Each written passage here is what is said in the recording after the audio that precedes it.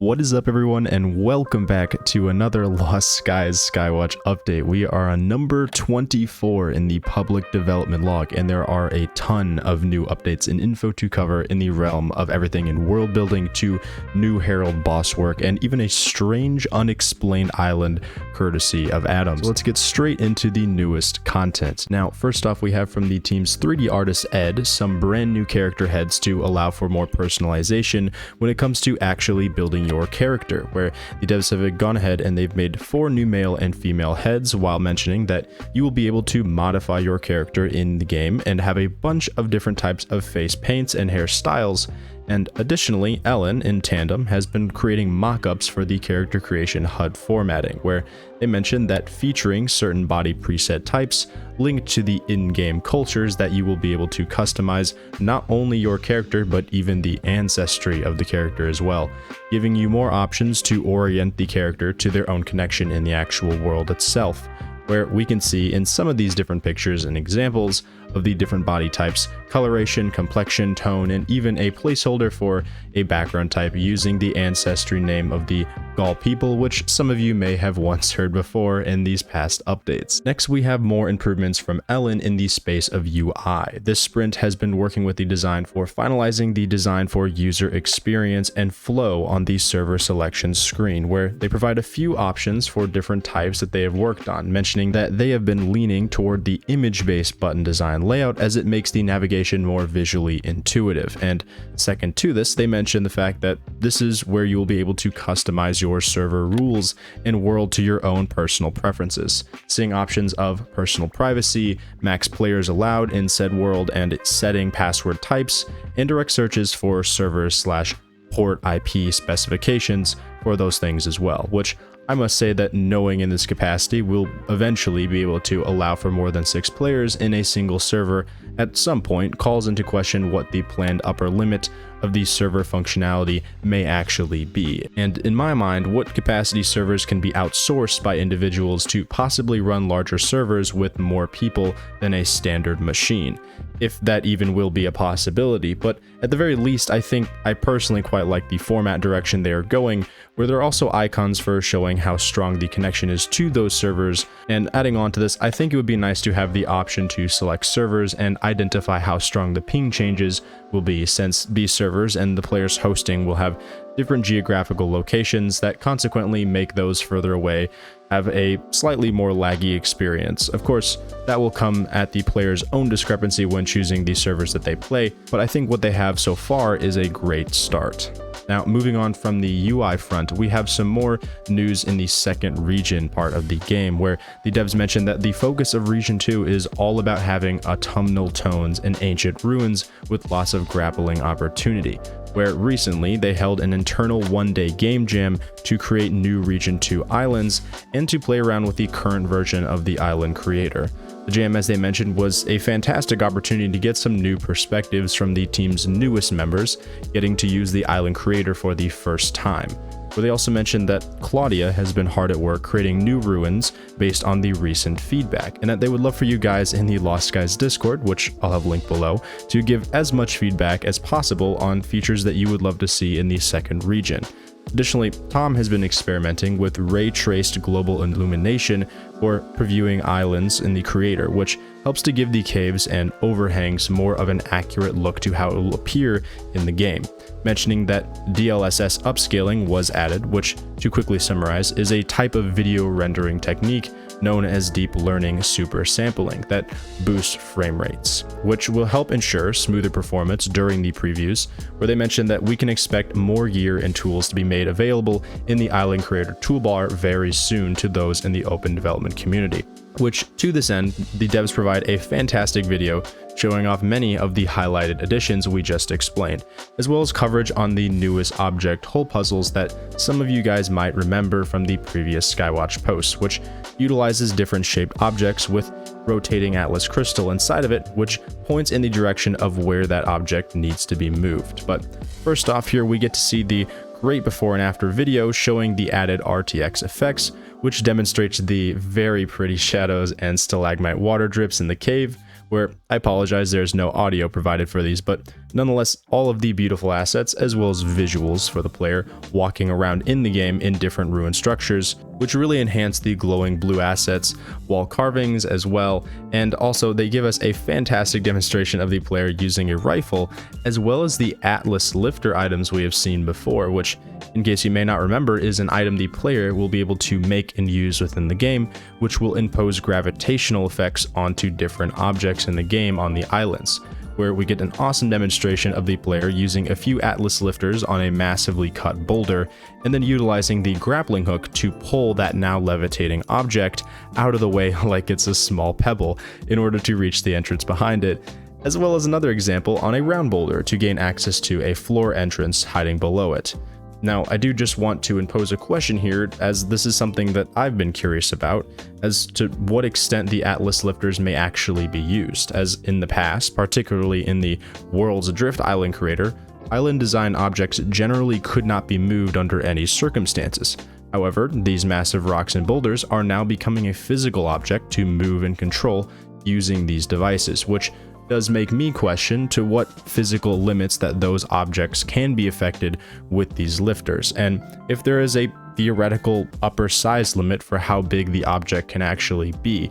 But nonetheless, of whether or not we do get to find that out, I think this is a very cool mechanic which will definitely be interesting, especially in the sense of players who make islands becoming able to set up dynamic entrances to hidden areas and allowing for a lot more creative ways of designing challenges for new players and exploring them in the actual game. Next up, we also get to see a new addition called the data pad for the island creator, which allows you to add text to certain locations, where an example is used here of two Mr. Skellebones lying on a bed next to the data pad object, which I think will be an awesome addition to the creator, in that not only are the players able to fully customize their islands and worlds that they build, but now they can tell the stories of their own in a vastly more descriptive way, which can help explain the backstories to what the islands were once used for, at least in the ideology of the creator, allowing the players to write their own riddles, hints, and structures or clues that may eventually lead the player to discovering these islands and figuring out where certain treasures or loot areas may be hidden. We also get a clip showing the working turrets that were briefly shown off in the recent sneak peek trailer, where the player takes them out using a pistol and then gets access to what appears to be the updated data bank and the structure behind it, which will be shown off in a little bit here.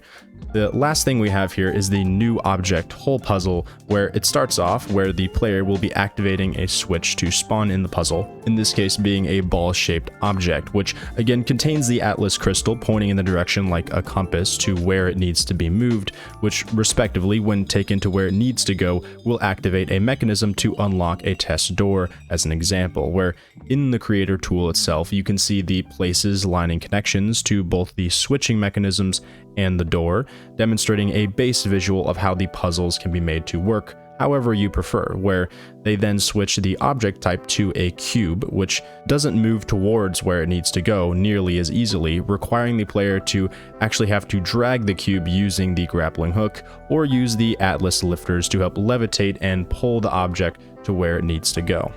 Additionally, seeing more of the extent of the physics implementation, where the player even has the lifters on the cube and can punch it into the sky while still grappled to it, and eventually pull it down into the door unlocking location. And in this same realm, I think it opens up a huge opportunity, not only for the variability of puzzles and their functionality, but even as just a baseline. It seems like a really fun way to just mess around with the physics in the game. Keeping in line with the puzzle options for the island creation process, we have some awesome looking concept art for the new Data Strand puzzle, showing a very nice, what I would guess to be a Cyborian styled model with different holographic strand visuals, in which it isn't clear exactly how this puzzle is supposed to function. From what I would guess based on context clues is that this strand will either provide holographic symbols to be possibly input into the device based on whatever code is needed for the mechanism to work. And next to these, they also had Ross move forward with creating a 3D model for it as well, keeping again very close in style of the drone Cyborian weaponry and other objects we've seen in this similar theme before. One of the biggest features this team has been working on for Milestone 11 is the map table, which will serve as a hub for the navigation and progress tracking in the game. while also allowing you to get a good spot on your ship to plan out your adventures with your teammates. Currently, the devs mentioned that they are working on an interface for the table itself to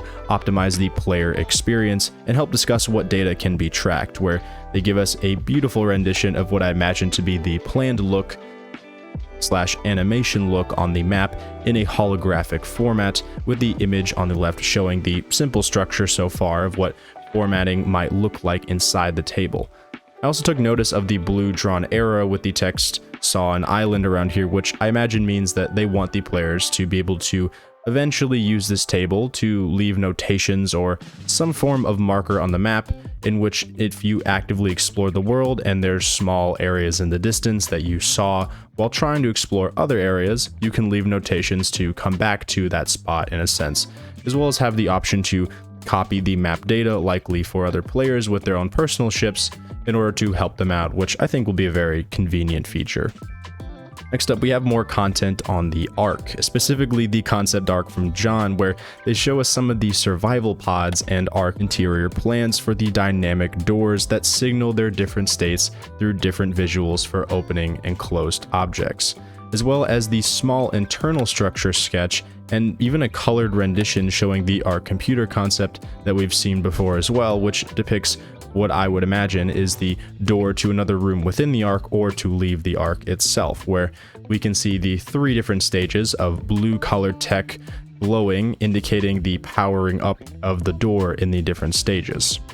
Next, we actually have even more art from John showing the concepts of the low tier rifles in the game, including shotguns, pistols, revolvers, and to quote them directly, they are all rooted in Saborian tech, which will be very awesome to eventually see shown off in the game, especially with the different tiers of weapons. I know I'm definitely very excited to see what the eventual designs for the tier 3 rifle, which just looks absolutely crazy, and even the art for the different pistols, which have types for the common pistol, the common revolver, and an uncommon auto and burst pistol, which I'd like to see an auto one, not gonna lie. But we also do get to see the design look for modeling of the databank, which we briefly saw in the animation in the video before, where they show off the concept art for the coloration structure with side and top-down views as well. Also having that same Atlas crystal looking symbol that we see on other types of tech, which compared to the databanks that we saw in Worlds Adrift, I think this is a very cool updated look to before. However, I will say that I'm very much missing the old design, so deep down I kind of do hope that they find a way to eventually implement some of the original Worlds Adrift databanks, just to kind of, you know, reminisce of what we had before. But maybe in the future there'll be some, you know, super ancient civilization in the game's lore that we learn about, and they could add some of the old designs back, but, you know, slightly updated. But that's just my personal opinion, not something that's actually planned, but it might be nice. Next, we have updates to the Skybox and SFX. Claudia has been making significant updates, adding new vistas and things for players to discover in the distance, and these images, you might notice some very cool things in the sky, including a moon and even a shattered moon next to it. But further than that, to the right, an absolutely massive floating structure that it seems the devs have left entirely unexplained. Now, initially looking at this, it's not clear whether this is just a skybox change or something the devs have put in for the player to actually reach to or gain access to, as it is extremely high up and seems to have some very strange glowing pulsating waves around it that gives it almost a feeling of northern lights in the sky, which seems to be somewhat half island and maybe half machine. And despite the photos the devs provide for this mysterious object, the best picture is actually sitting in the Skywatch title card itself, where the island appears to be way closer to the player than before, where you can really start to see some very odd visuals of the circular machinery that seems to make up this island. Additionally, I took notice of the comparison of the moon in this image to the initial images of the one where the island is much closer in this scenario, and the second shattered moon seems to be crossing in front of the orbital alignment of the other one from the player's perspective, which really calls into question what implication of this mega structure might actually be to the game's lore mechanics. And as far as I can tell, based on nearly every Skywatch we've seen thus far, there has been nothing to actually indicate what this object is, just tearing me apart. But placing my own tinfoil hat on and going out on a really far limb here, the moons crossing in front of one another, I must say reminds me of the show The Three Body Problem, where all three of the suns start eclipsing, which had strange gravitational effects on the planet that the main characters were on, which maybe means that the reason it's so much closer in this image is because of some kind of gravitational anomaly or event that makes me wonder if there will be certain times the player could possibly try and explore this strange island. Maybe it moves closer at certain time frames, or maybe it's just a close-up pull of the image. Then everything I said is absolutely pointless, but I think it's fun to theorize what this thing is either way. So moving on, we do get an update from Mark, who has been working excellently on new sound effects for the game, including the rolling of rocks, which is depicted in a video, and more ambient SFX to deepen the atmosphere of the game, where we can see a player shoot a switch that activates a very large door. This then allows large boulders to roll down the stairs, likely to try and kill the player, like an Indiana Jones movie, where at the end you can see the old remains of players that once tried to leave and accidentally activated the trap, which I think is another creative example using the physics of the giant boulders to create different challenges for the players exploring different islands, which, leading back to before, makes me curious to what extent those physical objects in the island crater will be able to be affected by the physics, and if objects someone might place in the island crater actually have the capacity to be affected in such a way, depending on what type of thing it is. Moving on, there is new content covering the world building, where Matt has been collaborating with the design team to define the island difficulty across the world, where the plan is for the difficulty to scale based on your distance from the starting area, where it's mentioned that the higher level AI and rarer resources will appear the further you venture, providing a steady increase to the difficulty the more and more you venture out. And in this sense, you will need to craft higher level weapons and work on upgrading your loadout and ship defenses in order to become more equipped to handle the harder zones, where they provide a small but blurry image of the islands within a region that seem to have their own colors and show respectively the difficulty in each area, ranging from green, blue, yellow, and red, as well as a depiction of a player aiming their rifle at a bull manta within the game, likely just to show how some creatures will scale in difficulty as you progress, aside from the ones that you will discover as you move further into different regions. We also have a new development for ship building, where we get to see a test area showing the new additions of dynamic part weights, which, courtesy of Tony, who has been pushing through with these systems, means that the ship weight now dynamically changes based on material types and parts that you create in different panels, and likely, I would assume, sails and other objects for, but regardless, in this example,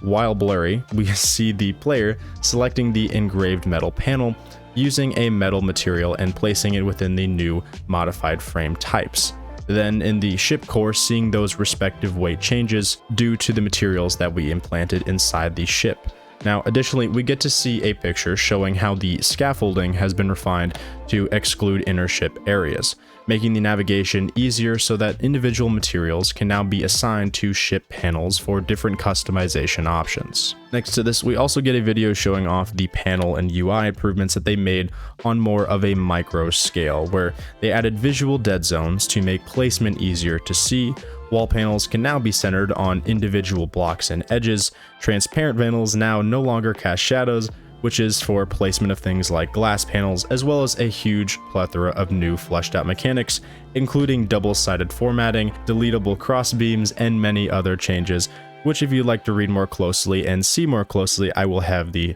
Skywatch posted below for. In addition to this, we also get a huge array of ship parts, including new sails and decorative panels, where it seems we have some early game wood assets with thrusters and a bunch of strange wooden devices, what looks like curved wings and rudders for ship designs as well. And with this, we are also seeing a brand new flight instrument and design set of models, likely for the helm, which can measure things like airspeed, altitude, and other factors like fuel gauges for the ship engines. Next, we have new content for combat, where courtesy of John and Kenny, the devs have provided a fantastic video of the team's finalized model of the tank drone, which is planned to be the largest and deadliest drone that you will face on the islands.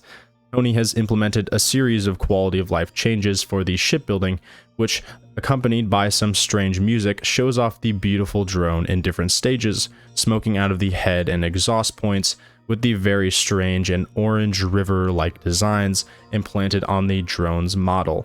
Second to this, we also get an image of the updated machine gun to the one that we saw a video for a while back, of a player demolishing some drones as a test in order to help make sure that you are equipped for the Herald fights that you will need to deal with inside of the game, which now seems to be slightly modified with armor plating, likely to help defend the player during use. And speaking of these Herald bosses, the development on more designs has continued, where Kenny has started the initial work on a new Herald shape, giving us a small white box model and mechanics testing the model in the game from a small GIF, where you can just about make out the windy airflow moving by the player on his ship and some of the orb attacks and smoky black particles within this clip. And in addition to this new type, Kev has been working on the specific tech components for the multiple different Herald bosses that will spawn in the world, using something known as a Veroni grid system, which in the realm of pathfinding AI are grids used for AI navigation to divide the world into different areas of interest that the AI will use